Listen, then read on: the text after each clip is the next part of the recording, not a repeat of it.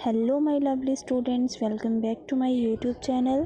आज मैं फिर से आप बच्चों के लिए लेके आई हूँ विज्ञान की पुस्तक जो कक्षा 9वीं के लिए है।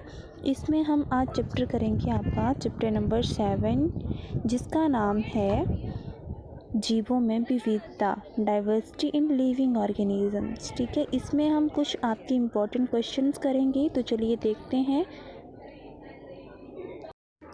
तो चलिए शुरू करते हैं आज का पहला प्रश्न है, हम जीवधारियों का वर्गीकरण क्यों करते हैं। जीवधारी क्या हुए? जो जीवित चीज़ें हैं। ठीक है, जितनी भी हमारी जीवित चीज़ें हैं उनका हम वर्गीकरण क्यों करते हैं, क्लासिफिकेशन क्यों करते हैं। ठीक है, तो देखो, पृथ्वी पर जीवधारियों की संख्या विशाल है। मीन्स कि जो पृथ्वी है हमारी, उसमें जो जीवधारी है ना, जो जीवित चीज़ें हैं। अब जीवधारी चीज़ों में क्या क्या आए? आपके पेड़ पौधे आए, ठीक है, उसके बाद जंतु आए, मनुष्य आए, ठीक है, माइक्रो ऑर्गेनिजम्स आए, सूक्ष्म जीव आए, बहुत सारी चीज़ें आई। ठीक है, तो इन सभी की संख्या जो है वो हमारी पृथ्वी पर बहुत ही ज़्यादा अधिक है, विशाल है, तथा उनके आकार, साइज तथा रूप में अत्यधिक विविधता पाई जाती है। ठीक है, तो इनमें क्या होता है कि कुछ के साइज़ जो है वो एक जैसे हैं, ठीक है, आकार भी बहुत, कुछ के ज़्यादा हैं, कुछ के बहुत कम हैं। ठीक है, तो इनमें क्या पाई जाती है? विविधता पाई जाती है। इसीलिए प्रत्येक जीवों का अलग अलग अध्ययन कर पाना बहुत ही मुश्किल कार्य है। इसीलिए फिर क्या होगा, अगर हर एक का हम लोग जो हैं वो अध्ययन करेंगे, पढ़ेंगे एक एक को, तब क्या हो जाएगा, बहुत ही मुश्किल हो जाएगी। अतः वर्गीकरण का उद्देश्य यही है। तो वर्गीकरण का उद्देश्य क्या है कि ये जो मुश्किल कार्य है इसको आसान करना। तो इसका मुश्किल कार्य क्या है कि पौधों और जंतुओं की विशाल संख्या को कुछ वर्गों में संगठित करना। ठीक है, कुछ विशाल संख्या के जो कुछ वर्ग हैं उनको इकट्ठा करना, ताकि उनका नामांकन और अध्ययन करना जो है वो आसानी से किया जा सके और फिर उन्हें हम याद भी रख सकें। ठीक है, समझ गए? नेक्स्ट क्वेश्चन देखेंगे। अपने चारों ओर फैले जीव रूपों की विभिन्नता के 3 उदाहरण दीजिए। अब हमारे आसपास में जितनी भी जैव विभिन्नता है, जैव विभिन्नता मीन्स कि एक दूसरे के साथ जो चीज़ें, कुछ आपने देखा होगा कुछ बहुत बड़ी होती हैं, कुछ छोटी होती है ना, तो उनके आपने एग्जाम्पल देने हैं, उदाहरण देने हैं। तो फर्स्ट देखेंगे, जैसे फर्स्ट हो गया, यहाँ सूक्ष्म जीव से देखे जाने वाले बैक्टीरिया है ना, छोटे छोटे बैक्टीरिया होते हैं जो हमें दिखाई नहीं देते हैं अपनी नंगी आँखों से, जिनका आकार कुछ माइक्रोमीटर होता है। ठीक है, कैसा होता है? माइक्रोमीटर होता है। ठीक है, और वहीं दूसरी ओर 30 मीटर लंबे, कितने? 30 मीटर लंबे जो हैं वो नीले व्हेल, ठीक है, जैसे ब्लू व्हेल सुना है ना, उसे बोलते हैं हम नीले व्हेल। ठीक है, या 100 मीटर लंबे रेडवुड पेड़, मीन्स कि जो कहाँ पाए जाते हैं? रेडवुड पेड़ जो हैं वो कैलिफोर्निया में पाए जाते हैं। ठीक है, तो ये सारे जो हैं वो क्या है, हमारे विभिन्न प्रकार के चीज़ें हैं। तो कुछ बहुत ही छोटी हैं और कुछ बहुत ही ज़्यादा लंबी हैं या बड़ी हैं। उसके बाद दूसरा आ गया, कुछ चीड़ के वृक्ष हजारों वर्षों तक जीवित रहते हैं ना। जो चीड़ होती है, जैसे हम आम भाषा में चील बोलते हैं, तो चीड़ और या चील के जो पौधे होते हैं, आपने देखा होगा, वो हजारों वर्षों तक जो हैं वो जीवित रहते हैं। जबकि कुछ कीट जैसे मच्छर, ठीक है, मच्छर का जीवन काल कितना होता है? कमेंट बॉक्स में कमेंट करके बताएंगे कि मच्छर का जीवन काल जो है वो कितना होता है। आपने देखा होगा मच्छर जो है वो कुछ समय तक ही आते हैं ना। ठीक है, तो उनका जो जीवन काल है वो बताना है। तो देखो, जैसे इसमें क्या है कि कुछ ऐसी चीज़ें हैं जो हजारों सालों तक जीवित रहती हैं, और कुछ ऐसे जीव हैं जो क्या है, जिनका जीवन काल जो है वो कुछ ही दिनों का होता है, महीनों का भी नहीं होता, दिनों का होता है। ठीक है, नेक्स्ट देखेंगे, रंगहीन। अब रंगहीन जीव कैसे होते हैं? आपने देखा होगा कुछ जीव कैसे होते हैं? रंगहीन जीव होते हैं, जिनका कोई रंग नहीं होता। ठीक है, फिर कुछ पारदर्शी कीट होते हैं, जिनके आसपास आर पार हम लोग देख पाते हैं।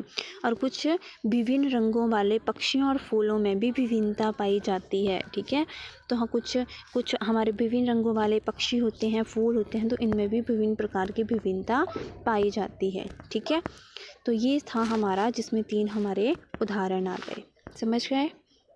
नेक्स्ट सीखेंगे जीवों के वर्गीकरण के लिए सर्वाधिक मूलभूत लक्षण क्या हो सकते हैं?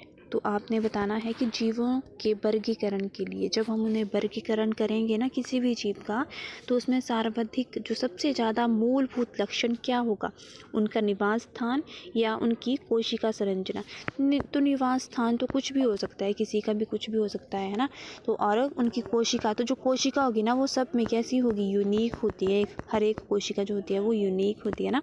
तो इसमें क्या होगी? जो सर्वाधिक मूलभूत लक्षण होता है वो क्या होता है? उसका कोशिका संरचना होती है। ठीक है,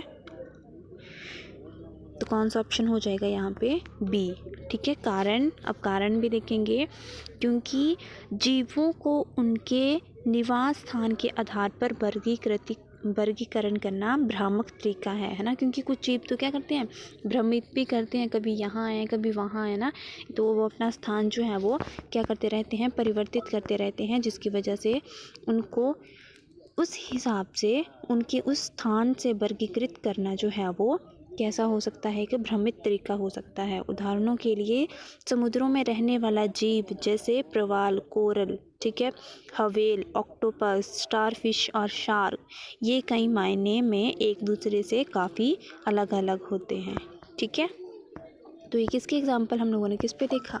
कोशिका के संरचना के आधार पर। ठीक है, नेक्स्ट क्वेश्चन देखेंगे, जीवों के प्रारंभिक विभाजन के लिए किस मूल लक्षण को आधार बनाया गया है? जीवों के प्रारंभिक विभाजन के लिए, तो प्रारंभिक मीन्स कि पहले विभाजित करने के लिए। ठीक है, पहले जो सबसे पहले जो विभाजित करने के लिए कौन सा मूल लक्षण अपनाया गया था? वो था आपका किसके? कोशिका के आधार पर। ठीक है, कोशिका के आधार पर कि उनकी कोशिकाओं की प्रकृति कैसी है, कोशिकांग में वो न्यूक्लियस है कि नहीं है। ठीक है, तो उसे पाया गया था। उसके बाद जो है हम मीन्स कि इसमें क्या होगा? तो जीवों के प्रारंभिक विभाजन के लिए मूल लक्षण उनकी कोशिकाओं की प्रकृति। ठीक है, तो इसमें क्या होगी? प्रोकैरियोटिक और यूकैरियोटिक के आधार पर बनाया गया था। ठीक है, समझ गए? अब नेक्स्ट क्वेश्चन देखेंगे, किस आधार पर जंतुओं और वनस्पतियों को एक दूसरे से भिन्न वर्ग में रखा जाता है? तो किस आधार पर जंतुओं और वनस्पतियों को एक दूसरे से भिन्न रखा जाता है? तो वो रखा जाता है स्वयंपोषी और विषमपोषी के आधार पर। ठीक है, एक पोषण विधि के आधार पर हो गया। ठीक है, एक कोशिकीय संगठन के अधिकार की कोशिका किस प्रकार की है? शारीरिक बनावट के आधार पर कोशिका भित्ति के आधार पर कुछ कोशिका जो है वो वहाँ पे होगी, कुछ में कोशिका भित्ति नहीं होगी, तो उसके आधार पर। ठीक है, समझ गए ना इस चीज़ को? नेक्स्ट क्वेश्चन देखेंगे आपका, यहाँ पे है, आदिम जीव किसे कहते हैं? ये तथाकथित उन्नत जीवों से किस प्रकार भिन्न है? भिन्न मीन्स कि वो किस प्रकार अलग हैं। ठीक है, तो आदिम जीव देखो किसे कहते हैं? आदिम। ठीक है, आदिम जीव ऐसे जीव जिनकी शारीरिक संरचना, जिनकी शारीरिक मतलब जो शरीर होता है उनमें हजारों सालों बाद भी कोई परिवर्तन नहीं आया हुआ होता है, उन्हें हम कहते हैं आदिम जीव। ठीक है, और कुछ ऐसे जीव होते हैं जो समय के साथ विकसित हो जाते हैं या फिर उनमें कोई और परिवर्तन आ जाते हैं, तो उन्हें हम क्या बोलेंगे? उन्हें हम उन्नत जीव कहते हैं। ठीक है, उन्हें हम उन्नत जीव कहेंगे। समझ गए? तो देखेंगे, वे जीव समूह जिनमें शारीरिक संरचना में प्राचीन काल से लेकर आज तक कोई खास परिवर्तन नहीं हुआ है, उन्हें आदिम जीव तथा निम्न जीव भी कहते हैं। परंतु कुछ जीव समूहों की शारीरिक संरचना में पर्याप्त परिवर्तन दिखाई पड़ते हैं, जिन्हें हम उन्नत जीव कहते हैं। ठीक है, इसके उदाहरण हैं जैसे एक कोशिक हमारा प्रोकैरियोटिक बैक्टीरिया जो है उसे हम आदिम जीव कहते हैं, और जो बहुकोशिक प्रोकैरियोटिक स्तनधारी जो जीव होते हैं उन्हें हम उन्नत जीव कहते हैं। समझ गए? उम्मीद करती हूँ कि आप सभी बच्चों ने इस वीडियो को अच्छे से देखा होगा, और आप सभी बच्चे वीडियो को लाइक और शेयर भी करेंगे। वीडियो को देखने के लिए आपका बहुत बहुत दिल से धन्यवाद।